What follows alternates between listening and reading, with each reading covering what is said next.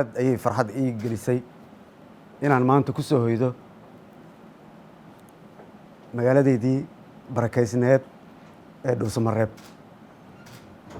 waxaan u mahad celinayaa dhammaan shacabka Galmudug, gaar ahaan magaalada barakaysan ee Dhuusamareeb shacabkeeda sida diiran ee qiirada leh ay ii soo dhaweeyeen. waana uga mahad celinayaa.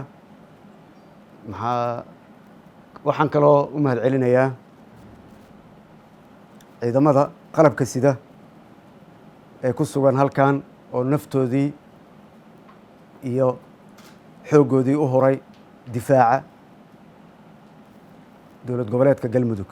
marka waxaan mar labaad idin leeyahay waa mahadsantihiin dhammaan.